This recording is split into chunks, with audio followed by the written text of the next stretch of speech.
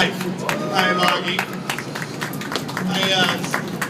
I'm going to be in charge of taking this thing down. And as you all know, tonight's the last night. Tomorrow morning, we're going to start in the inside. We'll take the vehicles off.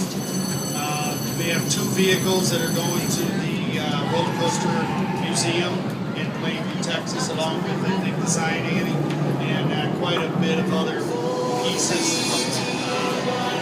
I got some facts here just wanted to share with you.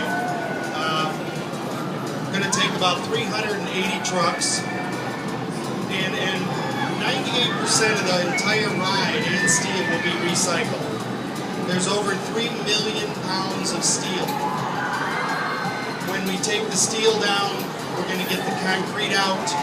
We will take the footers out. There's over 8 million pounds of concrete footers.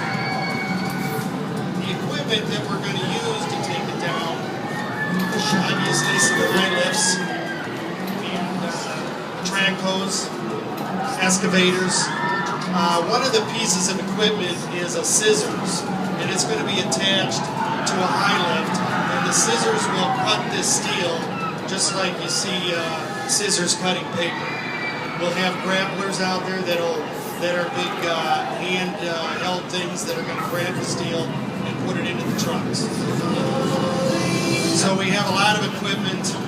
It's going to take probably 3 to 4 weeks to take it down. As I said, everything's going to be recycled. Vehicles are going to the museum. Concrete footers come out right down to the sandy beach. What else can I tell you? Any questions about how we're going to take it down? That's quite a project. Anyone have any questions? For Augie tonight. Yes, we have one over here. What's your name? Jeff. Just wondering, what's going to happen with the props? Is there any auctions or anything like that? Well, there's some pieces in there that we've taken out for auction pieces. There's a lot of the props that are going to come out, and they may show up somewhere else in the park later on next year. Definitely.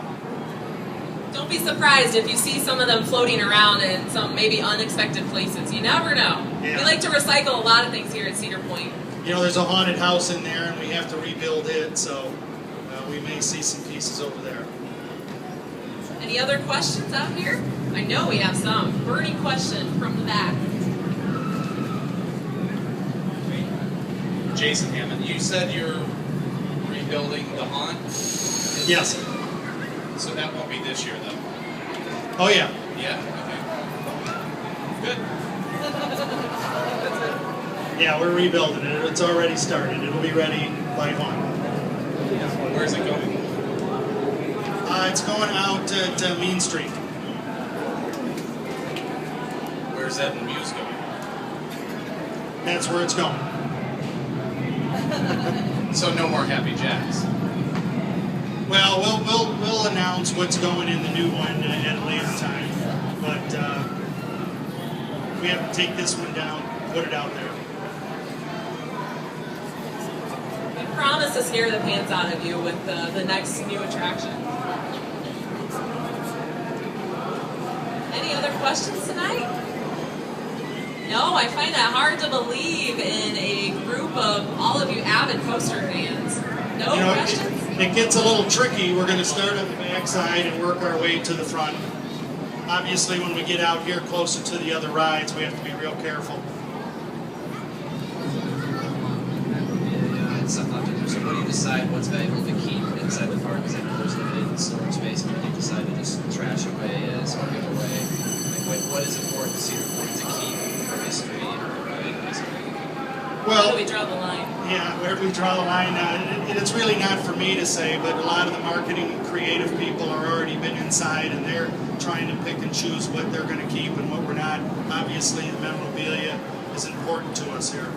So we want to keep that, and we want to make the museum happy, and we want to make our guests happy. So a lot. We're going to save a lot. Yes, again, this large sign at the front of the ride will actually go to the National Roller Coaster Museum, and we will have all of our disaster transport crew sign that before we send it out. But all the signs we've saved, we've tried to save some robots. We have a couple of little alien guys that are staying with us. So a piece of the track is going too, Andy. Probably as long or twice as long as the vehicle. So we have to be real careful when we cut it apart, because that's going to the National Museum also. yes.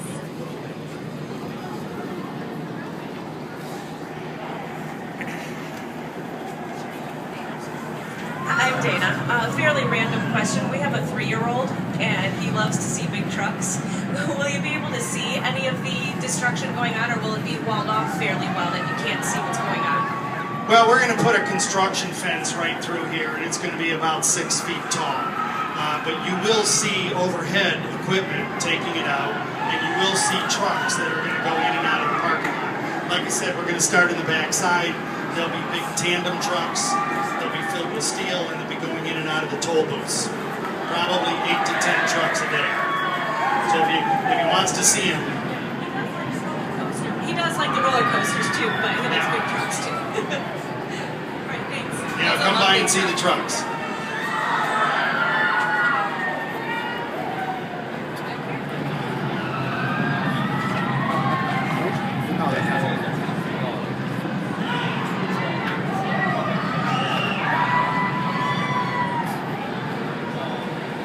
There we go.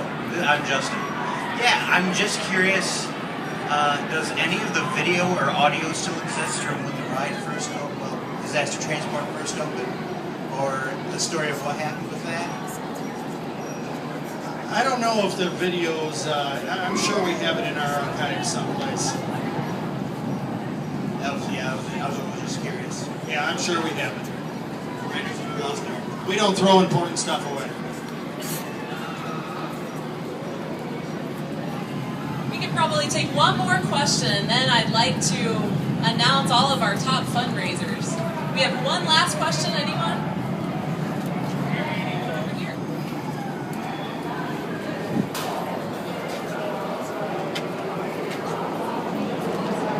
Tim, I was wondering, have any other amusement parks contacted you about parts for this type of ride? Because I know that there's still some bobsled style roller coasters in existence. Not yet. We have quite an inventory of parts, and we're going to keep them, and we'll be able to offer them up to people that have. There's not. First of all, there's not many of these around, right?